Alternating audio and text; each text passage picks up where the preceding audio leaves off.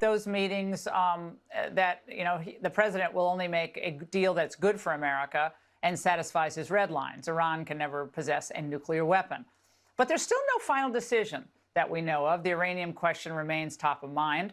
Initial reports from Axios say that the agreement would reopen the Strait of Hormuz and start the process of disposing Iran's enriched uranium, when I guess it would be in tandem with the Iranians. But who verifies this? What happens if Iran cheats? When this is over, a lot of questions remain. And the New York Times reported that lingering vagaries remain because the negotiations have taken place through the Pakistanis and Qataris, and it's never been clear whether the Americans and Iranians have been working on the same version of the memorandum, or who exactly has the authority on the Iranian side to signal an agreement. For the latest, we're joined by Chuck DeVore, retired Army Intel Officer, Chief National Initiatives Officer at the Texas Public Policy Foundation. Chuck, we know a few of these details, supposedly, if they're real.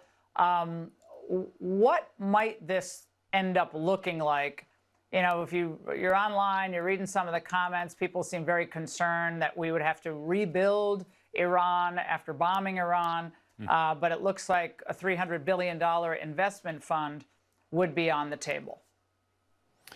Well, Laura, I think the most important thing is that this is essentially putting the ceasefire out for another 60 days with no real change. There's still an enormous amount of U.S. air power in the region. The blockade remains in place.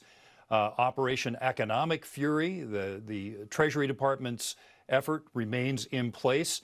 And all of that is supposed to remain in place until Iran actually allows free commerce through the Strait of Hormuz and gives up its nuclear material.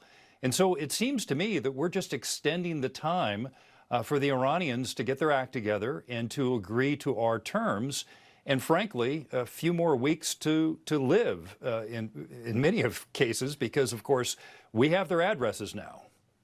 Well, the New York Times also is reporting that a recent addition to the agreement is in place, and it's this investment fund, as I just mentioned, for Iran. It presumably be used to pay for the damage that Iran sustained.